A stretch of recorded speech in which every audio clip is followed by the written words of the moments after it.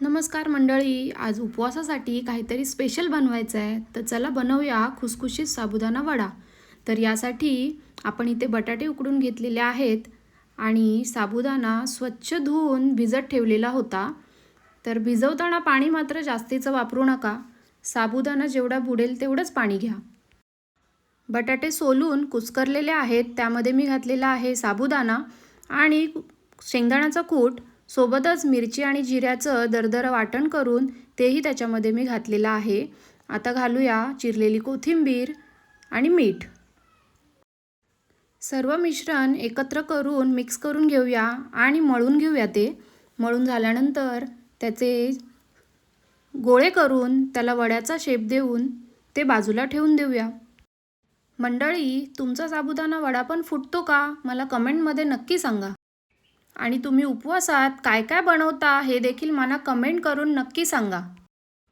साबुदाणा जास्त भिजला तर वडा चिकट होतो आणि तळताना तेल मात्र मध्यम गरम असलंच पाहिजे. तर इथे आता सगळे गोळे करून वड्याचा शेप देऊन झालेला आहे. तेल गरम करायला ठेवूया.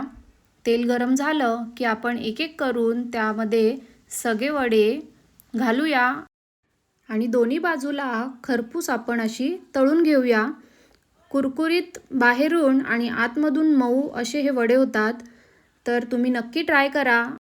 माझे रेसिपीज तुम्हाला कसे वाटतात हे मला कमेंटद्वारे नक्की सांगत जा. आणि हा व्हिडिओ आवडला असेल तर लाईक करा, शेअर करा आणि सबस्क्राईब करायला मात्र विसरू नका. तर आपले साबुदाण्याचे वडे तयार आहेत. सर्व करूया. शेंगदाण्याची चटणी किंवा हिरवी चटणी किंवा दह्यासोबतही तुम्ही सर्व करू शकता.